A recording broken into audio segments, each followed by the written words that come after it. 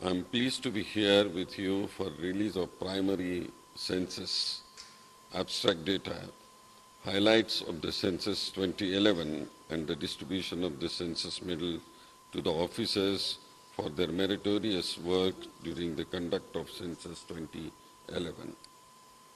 I remember a few months back the census medals were distributed by the Honorable President of India at Vigyan Bhavan. The Census Commissioner at that time had requested me to distribute some medals. It is indeed my pleasure to distribute these medals today to all those who made an outstanding contribution to the completion of this massive and meaningful national exercise. I congratulate all the awardees and hope that they would continue to give their best to this organization. The Indian census has come a long way since 1872. The problems have become more complex and the conduct more difficult. The situation in the parts of the country have further added to the complexity. However, I am glad that the solutions have been found for every problem and the census successfully completed without any exceptions. This in itself is an achievement for which all of you deserve congratulations. I am also aware that efforts to improve the quality by new methods of training, data collection, data processing, and data dissemination have been introduced. The result is there before all of us. The provisional data was published within 3 weeks of the completion of the census.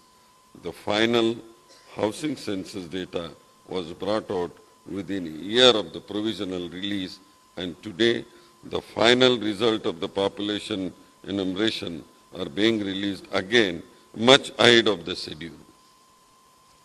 In between, the reports on female-headed households and the housing condition in the slums based on housing census have also been released.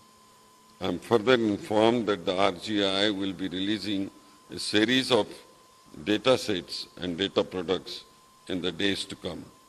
I once again wish to place on record my appreciation for all the excellent efforts put in by the entire team of yours. The timing of the release is also very significant. I am aware that census is the single largest source of the variety of statistical information on different characteristics of the people of India. It provides information on demography, economic activity, literacy and the education, housing and household amenities, urbanization, the fertility and mortality, the scheduled caste and scheduled tribes, language, religion, migration, disability, and many other socio-cultural aspects at the village and town level. Each of these are vital inputs for the planning exercise. As we are formulating the 12th plan, I am sure these data will have immense value. I am happy to note that the growth rate of the population has come down during the last decade. The literacy has increased significantly, particularly the female literacy. It is encouraging to note that the overall sex ratio has also increased. I am told that for the first time, the details of marginal workers have been shown in 2 categories, namely those who work for less than 3 months and those who work for 3 to 6 months. It is also encouraging to see that the work participation rate has grown and the rate of growth of the workers is more than the population growth rate. I also noted that the changes in the list of scheduled castes and the scheduled tribes in the last decade have been duly incorporated in the census. This would bring them within the ambit of the welfare schemes that they rightly deserve.